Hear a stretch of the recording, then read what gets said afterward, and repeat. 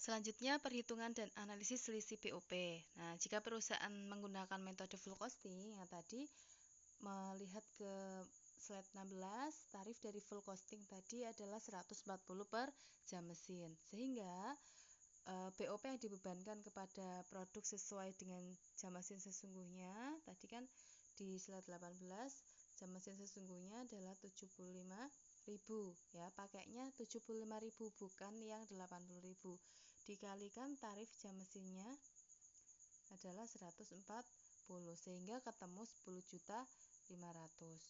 Sedangkan total BOP sesungguhnya yang ada di slide 18 tadi adalah totalnya 10.700.000. Ini kita bandingkan antara yang pakai tarif dengan yang pakai hasil perhitungan real dari BOP sesungguhnya. Oh, ternyata ada selisih sebesar 200.000. Nah, untuk mencatat selisih BOP itu, tutup rekening masing-masing BOP.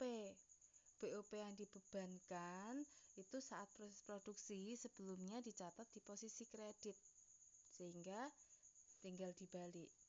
BOP sesungguhnya saat proses produksi dicatat sebelah debit, maka jika ditutup posisinya tinggal membalik, sehingga di jurnal didebitkan BOP dibebankan 10.500.000, kreditnya BOP sesungguhnya 10.700.000 sesuai dengan angka di atas tadi. Baru selisihnya kita taruh, selisih ini bisa di debit, bisa di kredit, menyesuaikan.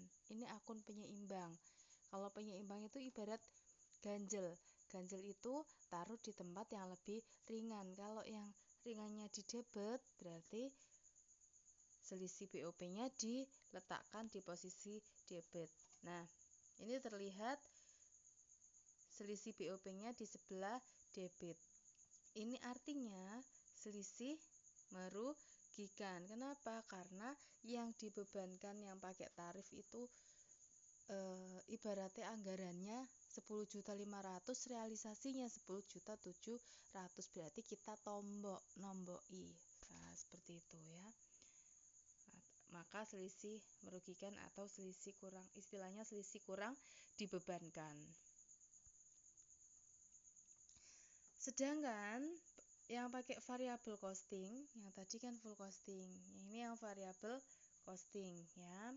Yang variable costing tadi kan tarifnya adalah 72,5, sehingga ini juga kita perhitungkan. Semisal kalau pakai variable costing, tinggal kita kalikan 75.000 kalikan 72,5, ketemunya 537.500.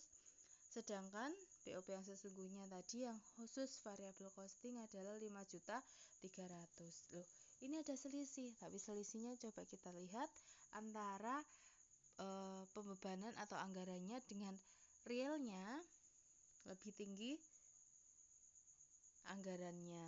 Nah, realnya lebih sedikit, ada selisih 137.500.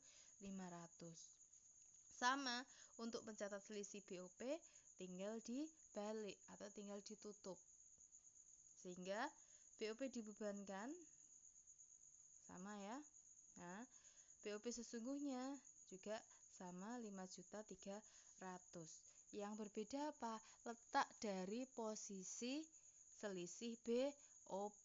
Selisih BOP-nya ini letaknya di mana? Gantian.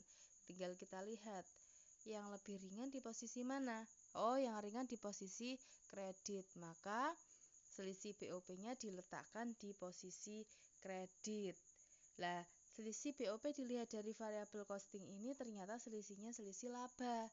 Kenapa? Karena antara anggaran dengan realisasinya lebih rendah, realisasinya lebih kecil.